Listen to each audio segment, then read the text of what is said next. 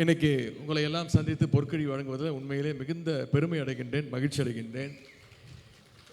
இன்று காலை 9:30 மணியிலிருந்து பல்வேறு நிகழ்ச்சிகள்.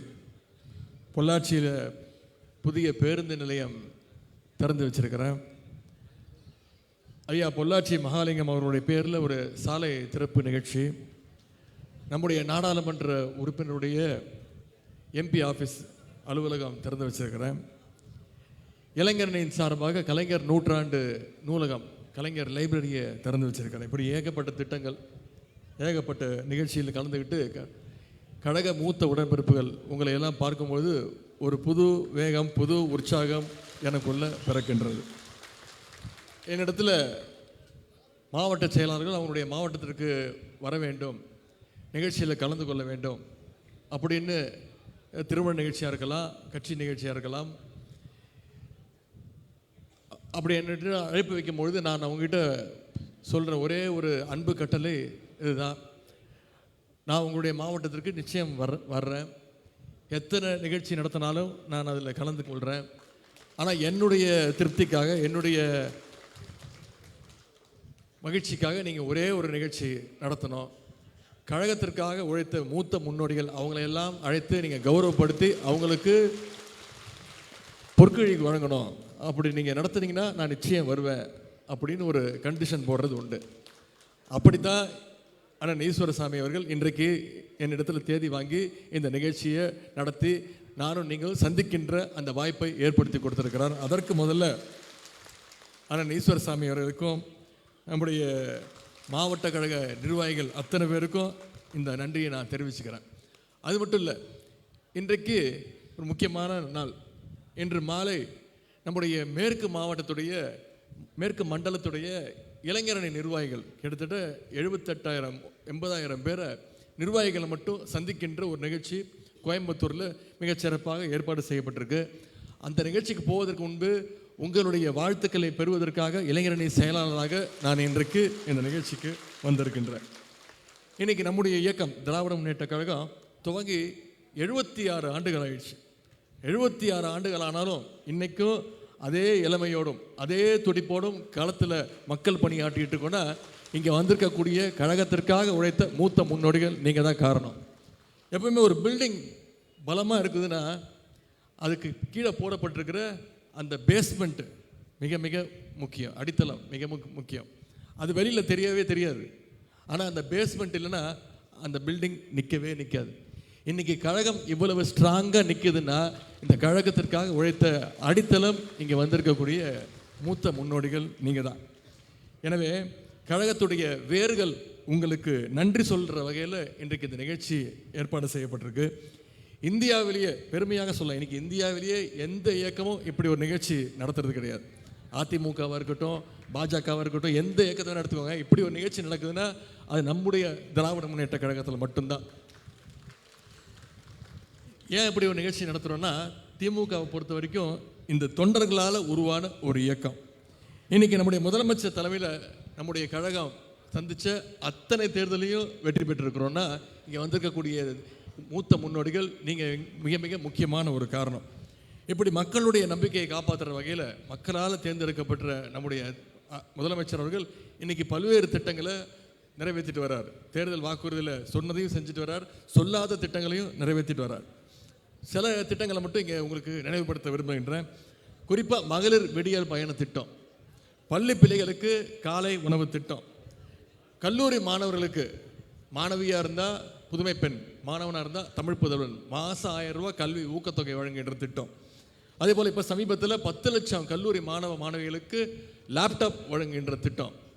இது எல்லாத்திற்கும் மேலே ஒரு திட்டம், தேர்தல் வாக்குறுதியில் நாம் சொன்ன திட்டம், நம்முடைய எதிர்கட்சியெல்லாம் செய்ய முடியாதுன்னு சொன்ன திட்டம், அதையும் நம்முடைய தலைவர் செஞ்சு காட்டினார். அதுதான் கலைஞர் மகளிர் உரிமை தொகை திட்டம். இன்றைக்கி ஒரு மாதமும் 1,31,00,000 மகளிருக்கு கலைஞர் மகளிர் உரிமை திட்டத்தை நம்முடைய முதலமைச்சர் கொடுத்துட்ருக்கிறார்.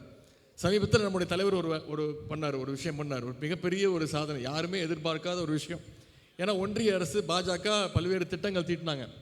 எப்படியாவது கோர்ட்டுக்கு போய் இந்த மகளிர் உரிமை திட்டத்தை சட்டமன்ற தேர்தலை காரணம் காட்டி நிப்பாட்டிடலாம் அப்படின்னு ஒரு முயற்சி பண்ணாங்க. ஆனால் நம்முடைய தலைவர் அதை தெரிஞ்சுக்கிட்டு இப்போ பிப்ரவரி மாதம், மார்ச் மாதம், ஏப்ரல் மாதம் 3 மாதத்துக்கு சேர்த்து நீங்கள் என்னுடைய தமிழ்நாட்டு மகளிருக்கு 1000 ரூபா கொடுக்குறத நிப்பாட்டுறீங்களா? நான் தரேன் 5000 அப்படின்னு நம்முடைய தலைவர் அவர்கள் 3000 அதோடு சேர்த்து கோடை காலத்திற்கு ஒரு சிறப்பு நிதியாக 2000 5000 ரூபா நம்முடைய தலைவர் அவர்கள் கொடுத்துருக்குறாங்க. நம்முடைய தலைவர் அவர்கள் தமிழ்நாட்டு மகளிருக்கு கொடுத்தது மிகப்பெரிய ஒரு சர்ப்ரைஸ், எதிர்கட்சி கொடுத்தது மிகப்பெரிய ஒரு ஷாக்கு. அது மட்டும் இல்லை, தலைவர் 7 மணிக்கு தான் பேங்க்கில் போட்டார் 5000 ரூபாயை, 9 மணிக்கு நம்முடைய மகளிர் எல்லாம் போய் வித்ட்ரா பண்ணிட்டாங்க. ஏன்னா அந்த அளவுக்கு பாஜக மேலே, ஒன்றிய அரசு மேலே நம்முடைய மக்களுக்கு ஒரு பயம். ஏதாவது ஒரு காரணத்தை காட்டி எப்படியாவது அந்த பணத்தையும் அவங்க எடுத்துருவாங்களோ, மக்கள்கிட்டேருந்து பிடுங்கிடுவாங்களோ அப்படின்னு தமிழ்நாட்டு மகளிருக்கு அந்த அளவுக்கு பாஜக மேலே ஒரு பயம். எனவே இப்படி பல்வேறு திட்டங்களை நம்முடைய தலைவர்கள் செயல்படுத்திக்கிட்டு இருக்கிறாங்க. குறிப்பாக இந்த உடுமலைப்பேட்டை பகுதிக்கும் ஏராளமான திட்டங்களை, உடுமலைப்பேட்டையில் அரசு மருத்துவமனையில் புதிய கட்டிடங்கள், அறிவுசார் மையம், குப்பை கிடங்க பயோமைனிங் முறையில் சுத்தப்படுத்துகின்ற பணிகள், அரசு மருத்துவமனையில் RT-PCR லேப், புதிய பேருந்து நிலையம், இப்படி பல்வேறு திட்டங்களை நம்முடைய அரசு செஞ்சிட்டு இருக்குது. இன்றைக்கி இந்த திட்டங்களால் தான் இன்றைக்கி தமிழ்நாட்டிலேயே முதன்மை மாநிலமாக, வளர்ச்சி அடைகிற மாநிலங்களில் முதல் மாநிலமாக 11.19% வளர்ச்சியோடு இன்றைக்கி தமிழ்நாடு நம்பர் 1 இடத்துல, நம்பர் 1 ஸ்டேட் அப்படின்ற இடத்த நம்ம அடைஞ்சிருக்கின்றோம். எனவே வந்திருக்கக்கூடிய நீங்கள் இன்னும் 50 நாட்கள் தான் இருக்குது நம்முடைய கைகளில். அந்த 50 நாட்களும் எப்படி உங்களுடைய இளமையாக இருக்கும்போது நீங்கள் களத்தில் இறங்கி பிரச்சாரத்தை மேற்கொண்டு செஞ்சுருப்பீங்க. ஒவ்வொரு வெற்றிக்கு பின்னாடியும் நீங்கள் காரணமாக நிச்சயமாக வந்திருப்பீங்க. சென்ற முறை நம்முடைய தலைவர் முதலமைச்சர் ஆனதுக்கு காரணம் இங்கே வந்திருக்கக்கூடிய உடன்பிறப்புகள் நீங்கள் தான். மீண்டும் நம்முடைய தலைவர் அவர்கள் அந்த முதலமைச்சர் நாற்காலியில் உட்காரணும்னு அடுத்த 50 நாட்கள் நம்முடைய களப்பணியை ஆற்ற வேண்டும். வந்திருக்கக்கூடிய உங்களுக்கு களப்பணியை பற்றி, திமுகவுடைய தொண்டர்களை பற்றி சொல்ல தேவையில்லை. ஒரே ஒரு சின்ன உதாரணத்தை மட்டும் இங்கே சொல்ல விரும்புகிறேன். 1976ஆம் ஆண்டு மிசா சட்டத்தை ஒன்றிய அரசு கொண்டு வந்துருச்சு. அப்போது அனைவரும் நம்முடைய கழக தோழர்கள் அத்தனை பேர், கழகத்திற்கு பேச்சாளர்கள், கழக தொண்டர்கள் எல்லாரையும் கைது பண்ணாங்க மிசா சட்டத்தில். நம்முடைய தலைவர் அவர்கள் 1 வருஷ காலம் சிறையில் இருந்தார். அப்போது கலைஞரை தவிர அனைவரும் கைது பண்ணிட்டாங்க. கலைஞரை போய் பார்க்குறதுக்கு கூட யாருக்கும் அனுமதி கிடையாது, சென்னைக்கு வர்றதுக்கு அனுமதி கிடையாது.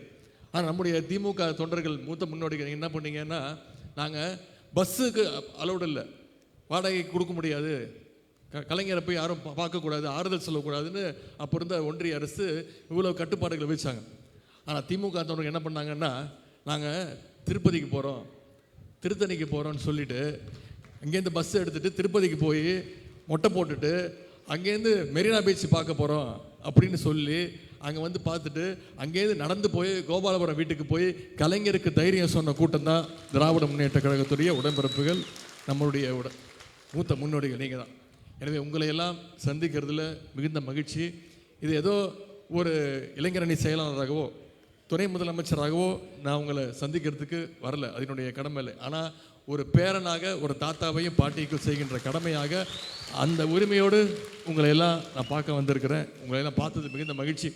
ஒரே ஒரு விஷயம், எந்த நிகழ்ச்சியில் இப்போ இந்த கழக மூத்த முன்னோடிகளை சந்திக்கும் போது ஒரே ஒரு விஷயத்தை பெருமையோடு பகிர்ந்துக்குவேன்.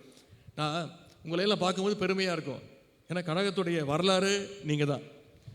ஆனால் உங்களெல்லாம் பார்க்கும்போது அதே நேரத்தில் பொறாமையாகவும் இருக்கும்.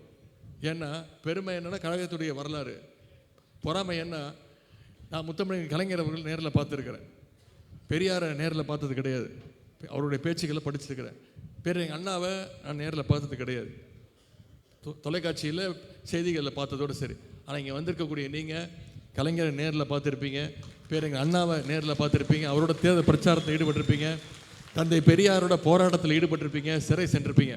எனவே நான் உங்களை பார்க்குறது தந்தை பெரியாருடைய மறு உருவமாக, பேரறிஞர் அண்ணாவுடைய மறு உருவமாக, டாக்டர் கலைஞருடைய மறு உருவமாக தான் நான் உங்களை எல்லாம் சந்திக்கிறேன் என்று கூறிக்கொண்டு இந்த வாய்ப்பை ஏற்படுத்தி கொடுத்த அண்ணன் ஈஸ்வரசாமி அவர்களுக்கு மீண்டும் என்னுடைய நன்றி தெரிவித்து, வந்திருக்கக்கூடிய கழகத்துடைய மூத்த முன்னோடிகள் உங்கள் அத்தனை பேருடைய பாதங்களை எல்லாம் தொட்டு வணங்கி நம்முடைய வெல்வோம் 200 படைப்போம் வரலாறு என்று கூறிக்கொண்டு விடைபெறுகின்றேன். நன்றி, வணக்கம்.